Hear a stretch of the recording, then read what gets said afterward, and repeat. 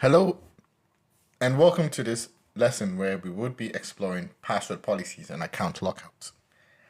We have showed in a couple of videos ago that you can set up a group policy to modify and apply account lockout and password setting configurations to OUs.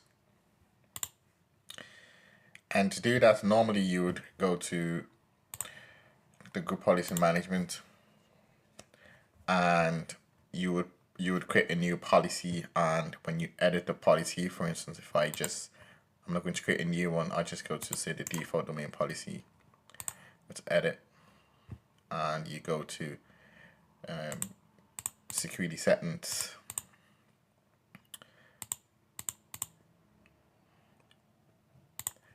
and then you go to these options where you have the account policies, and in the account policies you have the option to modify account lockout and things to do with password. And this is just taking a few seconds to load. Something to do with password policy, account lockout policy, and stuff like that. You set them up and apply it, you link it to the right OU, and then it's going to be applied with a GP update. But the best practice when it comes to things to do with password policies is to use a configuration that allows a more administrative approach. So we're not going to use group policy management to set up the password policy. What we're going to do is we're going to use Active Directory to do this. And what we want to do is come out of group policy, and we would go to Tools, go to Active Directory Users and Computers.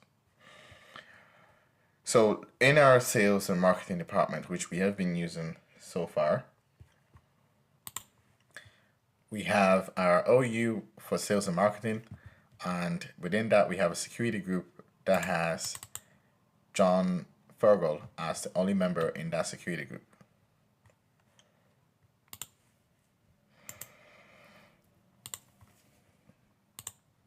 John Fergal is a member of that security group. Okay. So we have something called a password container that you can create and apply to a specific security group. So to get to the Active Directory administrator, you'd have to open the Active Directory admin center. And within this, you can go about and set up specific settings that can be applied to security groups. And to navigate to the part where you can manage this password settings, what you want to do is you want to go to your domain, and then you'd go to System. And in System, you have something called Password Settings Container. So I'm just going to go into Password Settings Container. And at the moment, we have nothing in there. So to create a new password container, we can go to New and go to New Password Settings. And over here, we have the option to configure the password settings that we are looking for. We need to give the password settings a name. So this is a sales password policy, for instance.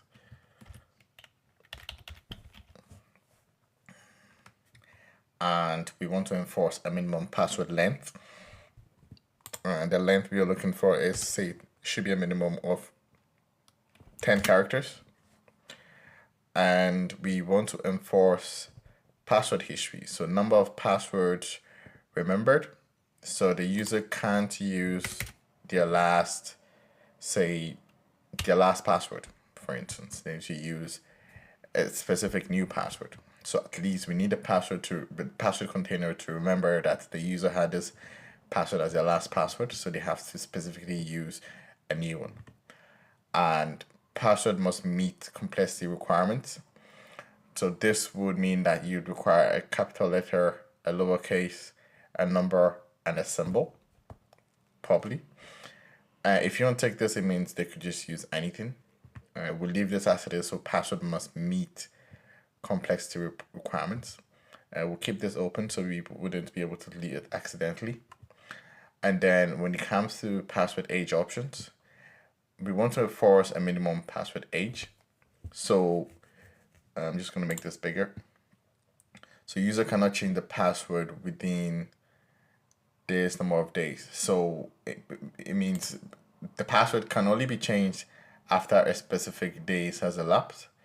And with this one, let's say within whatever you specify. For this as a test case, I'll say just 1 day. And enforce a minimum password age. So that means how long does the current password need to be valid, and then after that, do they need to reset their password? Normally, companies would use 60 days every 3 months. So it means every 3 months you have to change your passwords. Or for this test case, we could just 10 days. But that's best practice demand. We just keep this as say 60 days. That's 3 months or 2 months, for instance. And when it is the case that the user had typed in their password wrongly, that's where the account lockout policy comes in. So you'd realize that all these settings are put together in a container that you can set and apply, as opposed to using group policy objects where you have to manually go into the object items one by one, configure them separately to create the whole policy and then apply it to a specific OU. But with this one, it's all in one place. So we'll tick this box and we would say number of failed logon attempts, I'd say 3. It could be 10, it could be 5. And then we want to reset failed logon attempts counter every, say, 60 minutes. It doesn't allow you to set 60 minutes. It can only give you the options between 1 and 30. So we'll leave it at 30. And the account will be locked out for 30 minutes. It means after 30 minutes, the account can now be logged into. Normally, as best practices, you rather use this option where it means the account would remain locked out until the user had contacted the IT department for it to be unlocked. So this is the overview of the password policy we've done, and it has a minimum of 10 characters.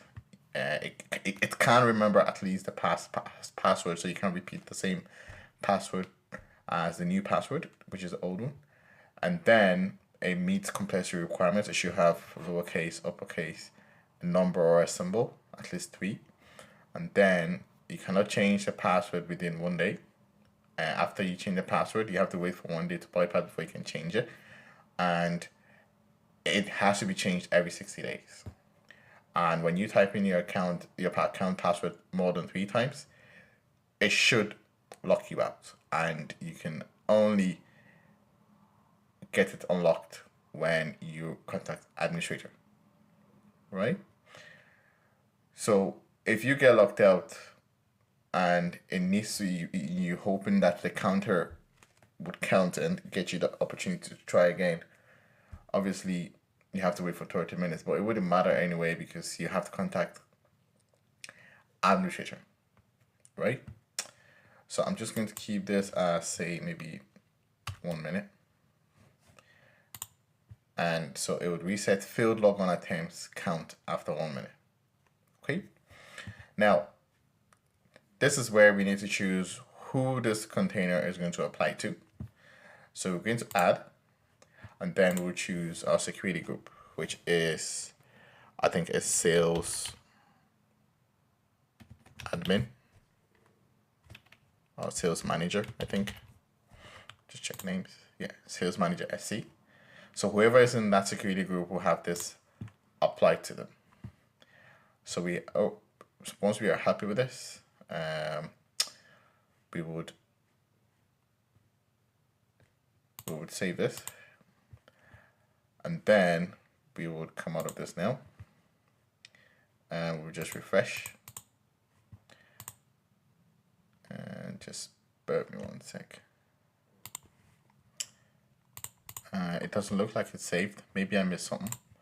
I'll go back to password settings, and it was called sales password policy.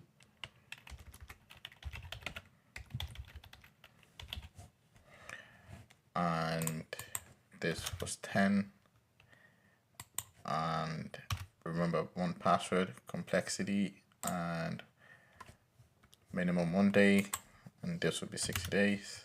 Would enforce this until admin checkout, and number of field logon attempts is 3. Reset field logon attempts after, say, 1 minute, and then we'll add the HR sales manager SC. We couldn't save it because we forgot to add the precedence. So precedence is where, as a container, you want to specify at what level does this need to be applied in case there are other policies that are in place. So it's best practice to normally keep this as a higher number. So the precedent will be, say, 9. And that means if there's any new policy that you set with a precedent, with a lower precedent, and you want that to be adhered to before this policy, then you can set that. So that other policy will have a precedence of 8. So we'll set this at 9, and we will click OK. And now we have the password policy here, which has a precedence of 9. So when you go to this password policy that's been set up now, if you go to properties, no, actually cancel. When you go to properties, it shows that yes, it is applied to this. Okay, go to cancel. So we want to test this policy to the Active Directory users and computers that we have there. So in this OU, if I want to reset John Forgo's password, at the moment is using a standard password. So let's say I want to reset the password now to something that's less than 10 characters, say password. So that's 1, 2, 3, 4, 5, 6, 7. And I click OK. You have this option that says Windows cannot complete password change for John because it doesn't meet the policy, right? So I'm just going to reset this password again with another password, which is going to meet the requirement. So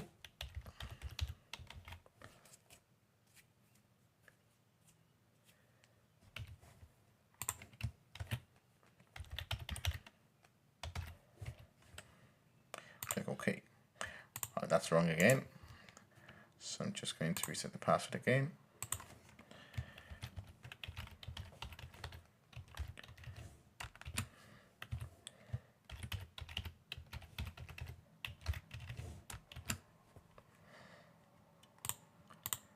And that's changed. Now, this group has only John account in it. So it means the policy is only applying to this John Furrow. So if I want to reset Tracy's password now, I can use any password because there's no complexity applied. If I reset the password to something less than that number of characters, you'd realize that it allows me. One final thing we can test is to see that when John tries to sign in and the account, the password typed in is incorrect for a number of times, does the account get locked out? So we would go to our Windows 11 workstation. It's powered off at the moment, so power it on.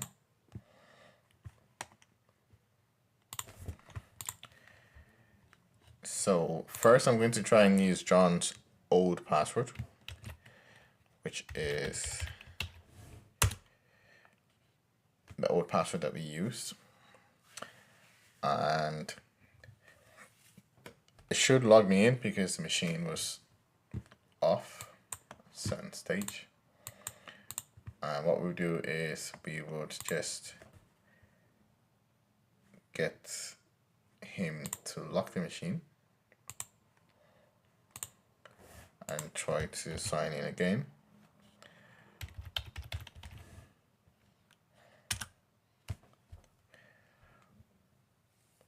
And now the password is incorrect. So that was the old password that I normally used. I'm just just going to type it again. That's the second time is incorrect. Third time is incorrect. Fourth time is incorrect. That's unlocked. Okay. So maybe the GP update hasn't fully kicked in. So we would log in with the new password I gave him and do a GP update. Well, it doesn't really necessarily need a GP update because it's not a group policy that we use to set the password policy. We used password policy container, which is Active Directory. So I need to troubleshoot to understand why is the account not getting locked. But then the new password that we had reset had kicked in.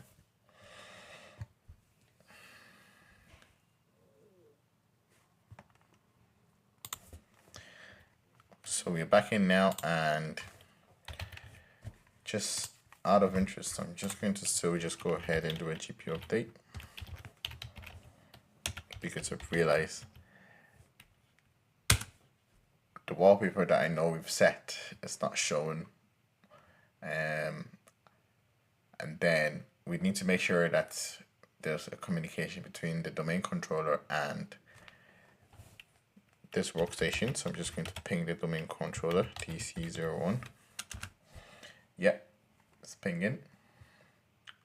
So I am just going to do a log off, sign out, and I would go back to his account using a wrong password.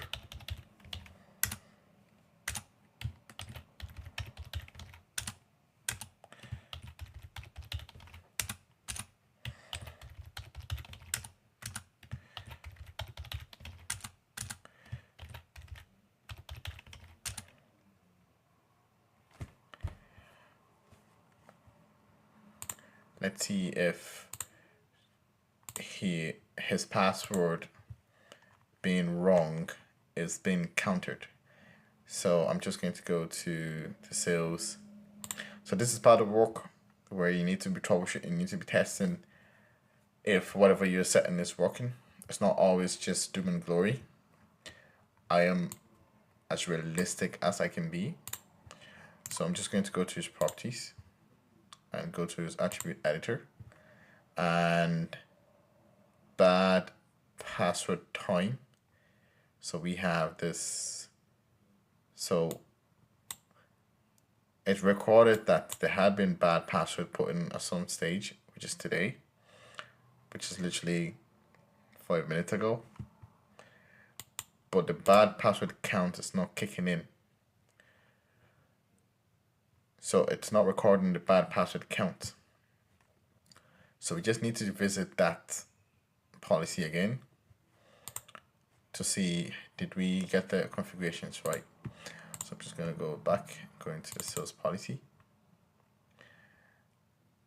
and enforce account lockout policy. Number of failed logon attempts allowed, which is 3. Reset failed logon attempts count after. Okay. So this number needs to be higher than this then. So the count, I made a mistake to lower this number. So it's not even counting. So what we would do is we would have to get this number to be higher and give it like say 1 hour and 90 minutes. And then it means it's simple English. So it means whenever there is a failed logout attempt, it counts this number of minutes in order for to get a counter to be reset. So the counter needs to be actively counting in this period where the passwords that are put in multiply in incorrect attempts are being recorded. So what I'll do is I'm just going to okay this, save that, and I'm just going to double check that again. 90, okay. And then what we would do now is we would just basically restart the virtual machine. So it connects to it talks to the domain controller again from the beginning. Just give it a few seconds, powering up.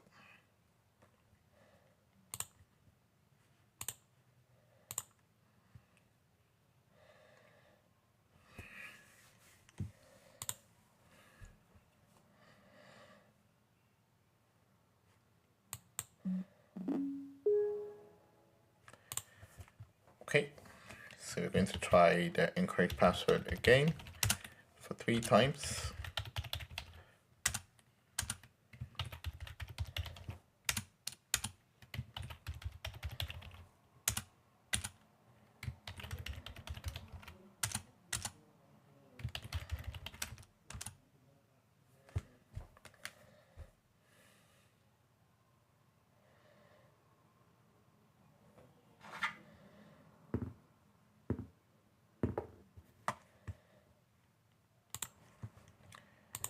It's still not recording the password count.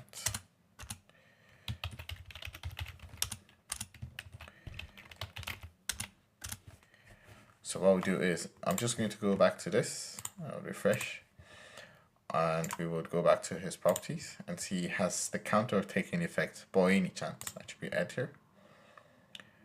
And it has taken 2 into account.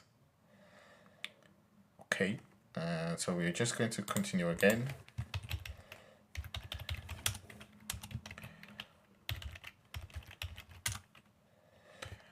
And now the reference account is currently locked out and may not be logged onto.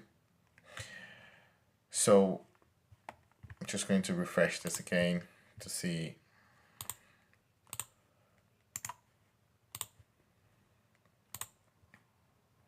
Password count is now 3.